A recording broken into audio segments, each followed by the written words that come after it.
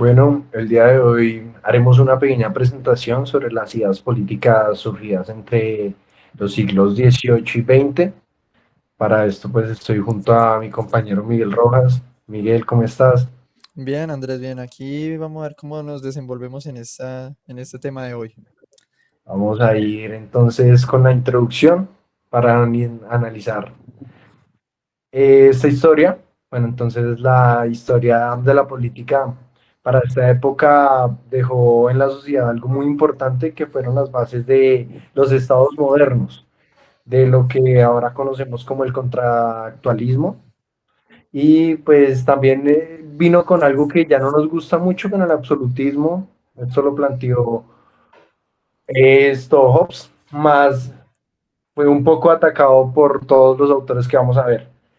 Primero, pues comenzaremos con la línea de tiempo. Háblanos un poco, Miguel, sobre la línea de tiempo. Bueno, pues en la línea de tiempo vamos a encontrar, en esta línea de tiempo de estas ideas políticas y las conexiones que haremos entre los autores, empezaremos desde el siglo XVIII con John Locke, pasaremos por Rousseau, seguiremos con Hegel, estaremos hablando de Karl Marx, estaremos hablando también de Hannah Arendt y por último vamos a terminar con Michel Foucault. Cada uno tiene sus ideas como muy, sea, se conectan, pero empiezan a mejorar, a evolucionar todos, hasta llegar a una muy buena idea, ideología política. Ya las exploraremos una por una. Bueno, entonces comenzaremos con Locke. Este pues se considera como el padre del liberalismo clásico. ¿Por qué? Porque, bueno, planteaba que los derechos, hay unos derechos naturales. Estos derechos naturales nosotros como que inherentemente los traemos desde que nacemos, pero deben de ser protegidos socialmente. Por eso nace como ese contrato social con el Estado, algo que Rousseau más adelante nos menciona, pero él lo define como una forma en la que se da el bien común gracias a esto, gracias al Estado. Por otra parte, Rousseau, ¿qué nos podría decir, Miguel? Bueno, pues es que de Rousseau es muy interesante porque él vivió durante el siglo de las luces, que nosotros lo conocimos en clase como la Ilustración, que fue una época en la que se cuestionaba el poder absoluto de los reyes y la influencia política que tenía la iglesia. En gran parte esto era porque en Europa predominaba el antiguo régimen que se caracterizaba por monarquías absolutas, una sociedad dividida en estamentos, que era la nobleza, el clero y el pueblo, y que había muchas desigualdades, demasiadas. Entonces, aunque Francia era Sí. una potencia, porque en ese momento ya Francia era potencia y era de las más importantes, la mayoría de la población sufría pobreza. Mientras que la nobleza y el clero gozaban de privilegios, pues imagínate, este ambiente empezó a generar un crecimiento de descontento, un creciente descontento que pocos años después de la muerte de Rousseau provocó la Revolución Francesa. Rousseau defendió que la soberanía pertenecía al pueblo y no al rey. Entonces, en su obra El contrato social, sostuvo que un gobierno solo es legítimo cuando surge del consentimiento de los ciudadanos y busca el bien común mediante la voluntad general. Su pensamiento se Eso, convirtió en una de las principales bases filosóficas de la democracia moderna. Entonces, imagínate. sí. Eso como que atacó un poco lo que hablábamos del absolutismo, ¿no? Porque el absolutismo concentraba todo el poder en el Estado y dejaba la pluralidad de lado. Por eso como que es bueno entender de que a muchos de estos autores que vamos a analizar veían muy importante la formación del Estado, pero también atacaban la fuerza desmedida que podía tomar y esa forma en la que separaba a unos y a otros. Seguimos entonces con Hegel. Ahora hablando sobre Hegel, quien nos sigue en la línea de tiempo, este tenía algo muy interesante. Proponía que históricamente nosotros íbamos luchando por la libertad, por decirlo así. Con el pasar del tiempo, como nuestra forma de avanzar como sociedad era ir luchando para que dejáramos de estar, por así decirlo, esclavizados o atados bajo unas fuerzas predominantes y tendiéramos más a la libertad. Él utilizaba el método dialéctico, esto para poder como que hacer una resolución entre dos dilemas. El método dialéctico consistía en ser una tesis, unas antítesis y de estas dos sacar una síntesis. Por decirlo así, contradecir ideas para poder llegar a puntos medios en los que se avanzara socialmente. Marx, por otro lado, ¿qué nos podría decir? Bueno, Marx llega en 1818 y vivió lo que fue la revolución industrial en Europa. Él experimentaba enormes avances tecnológicos, el crecimiento de las fábricas y el fortalecimiento del capitalismo. Entonces ese progreso vino acompañado pues de largas jornadas laborales, salarios muy bajos, trabajo infantil, venía de condiciones de vida muy precarias para la clase obrera. Entonces pues Sí. los propietarios, mientras que los propietarios de las fábricas acumulaban riqueza, millones, y pues todos sus trabajadores vivían en la pobreza, imagínate. Entonces Europa empezó a presenciar constantes conflictos sociales, movimientos revolucionarios. Hubieron muchas Podría, revoluciones, ¿cómo? podríamos decir que entonces Marx atacaba el nuevo liberalismo que ahora lo catalogamos como liberalismo clásico, ¿no? Porque, por decirlo así, como tú decías, precarizaba mucho los derechos humanos y laborales. Es que exacto, o sea, y ya que habíamos hablado de Rousseau, que Rousseau criticaba la desigualdad originada por la propiedad privada, él nunca propuso eliminarla completamente. Esa preocupación después la retomó Marx, o sea, Marx sí dijo Sí, como que realmente eso sí debía acabarse. Entonces, para Marx, él sostenía que la historia avanzada era por la lucha de las clases sociales. Para él, el sí. capitalismo, pues inevitablemente tenía que enfrentar a la burguesía, ¿sí? Los propietarios de los medios de producción contra pues, los trabajadores. Entonces consideró que la explotación era una característica propia del capitalismo. Él propuso una revolución obrera que condujera a una sociedad sin clases y sin propiedad privada, Sí, lo que no hizo Rousseau, ¿verdad? algo muy idealista porque Sí, o sea, disolver es las que, clases sociales exacto, él era muy es ideal. complejo.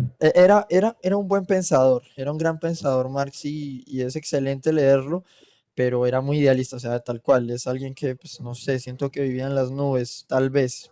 Ahí ya habría, No, de pronto, él sufrió, pero no sufrió tan fuerte como esta parte social. Él claro, no, él sí, sí, obviamente que la vivió y todo esto, pero no, no fue tanto el dolor. claro, y Ya entonces, pasamos entonces con Arendt, que ella avanza un exacto. poco más con estos temas Exacto. Entonces las ideas de que Marx, o sea, las ideas de Marx, aunque estaban ahí, eran idealistas, pues como Ujú. dije, es muy bueno leerlo y para la época venía de perlas. Entonces él inspiró incontables movimientos políticos del siglo XX. Algunos Y estados alimentó incluso, el totalitarismo, sí, o sea, alimentó incluso el totalitarismo algunos estados se basaban en el marxismo, pero entonces se volvieron totalitarista. estados, sí, o sea, altamente autoritarios. O sea, Exacto. ese fenómeno después lo estudiaríamos con Arendt. O sea, Arendt, Sí, que ella vivió un contexto histórico muy fuerte, porque para el siglo XX ella era judía alemana. Entonces, imagínense, fue perseguida sí, ella por su vivió el mismo régimen país nazi, con la, legalmente. ye- sí, correcto, o sea, y fue perseguida por el ejército nazi con la llegada de Adolf Hitler al poder en 1933. Ella fue testiga de la Segunda Guerra Mundial, del Holocausto, posteriormente del surgimiento de la Guerra Fría, y ella tuvo que observar cómo el nazismo y el estalinismo concentraban su poder y limitaron completamente la libertad de los ciudadanos, ¿sí? Algo que pues iba muy contrario a la democracia o a lo que buscaban antiguo, o sea, fue algo, un boom para ella, ¿sí? Fue poner todas sus ideas de cabeza y entonces ella empezó a estudiar el totalitarismo, lo que decía mi compañero, lo que decías tú, Andrés. Entonces, Sí, ¿el totalitarismo qué es? Es un sistema en el que el Estado controla prácticamente todos los aspectos de la vida de sus ciudadanos, ¿sí? Entonces ella también desarrolló la idea de la banalidad del mal. Al analizar el juicio que le hicieron a Adolf Eichmann, ella concluyó que grandes crímenes pueden ser cometidos por personas que aparentemente sean normales cuando obedecen órdenes sin reflexionar sobre sus consecuencias.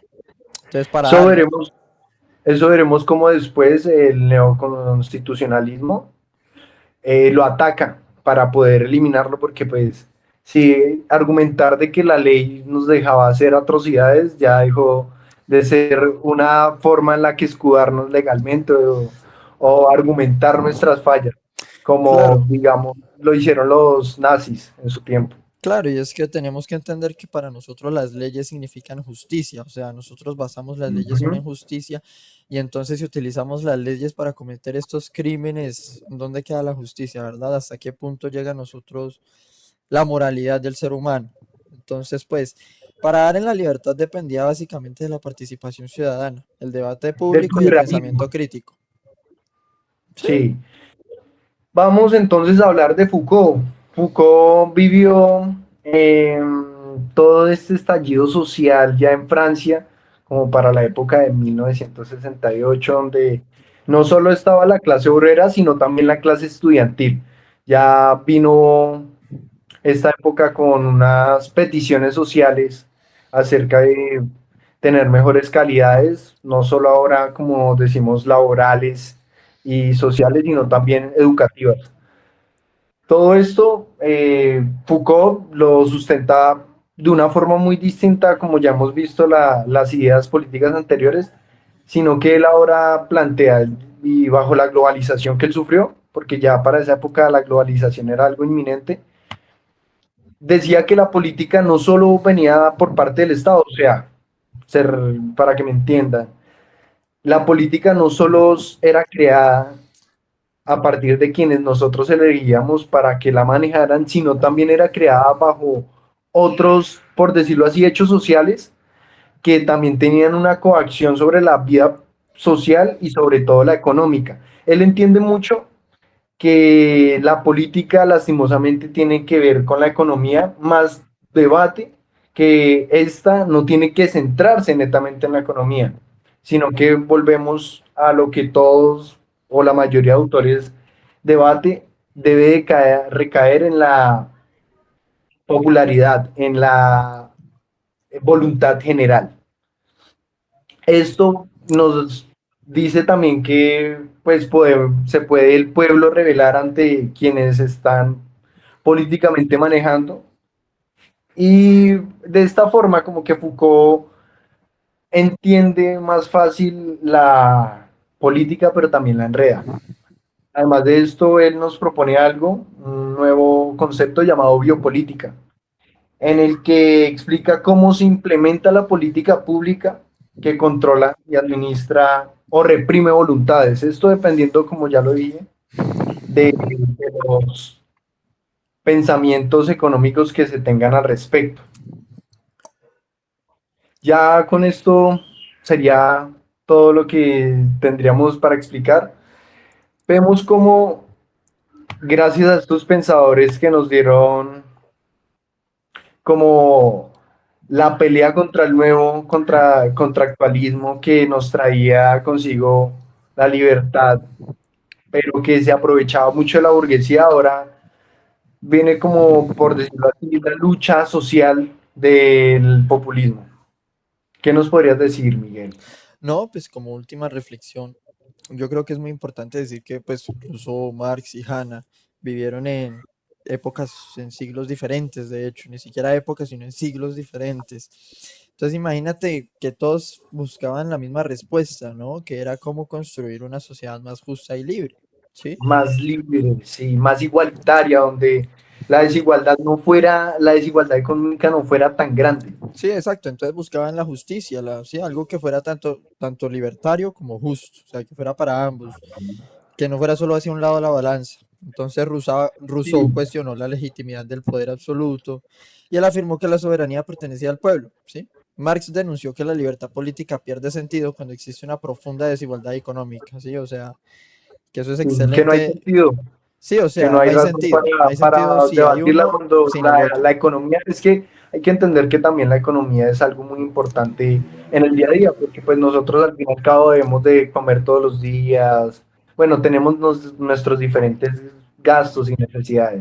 Sí, correcto.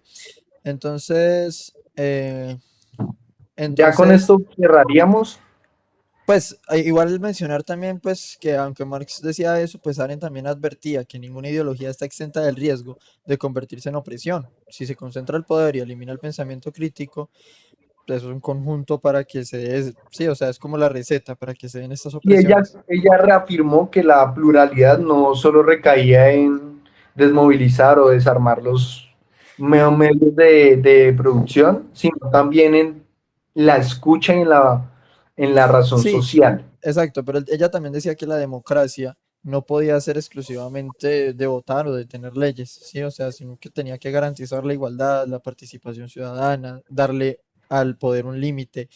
Los planteamientos siguen siendo actuales, o sea, todo eso que hemos venido viviendo desde el Y pasado todavía lo debatimos. es lo que tenemos, sí, hoy en día se debate, pero gracias a eso tenemos hoy las democracias que tenemos, gracias a eso podemos, sí, fueron pensadores que nos abrieron la Que posibilidad de tener la concluyeron idea del derecho hoy en día. el neocontractualismo, el neoconstitucionalismo, Sí, qué o sea, pena. gracias, exacto, gracias a ellos es que actualmente Gracias a ellos. nosotros cuestionamos las instituciones, vemos si protegen la libertad, la justicia, la dignidad, que es muy importante ahorita Sí. con el derecho Buscamos, internacional humanitario. buscamos amortiguar la desigualdad y la pobreza en las sociedades. Y a pesar de que como que tenemos ya tantas cosas positivas, seguimos cuestionándonos si existen desafíos que requieran Y una ciudadanía esto es activa y como lo consciente. dijo Hegel. Esto es un proceso histórico en el que vamos poco a poco tomando más libertad y más libertad. Exacto. Ya tenemos que seguir desarrollándonos como sociedad.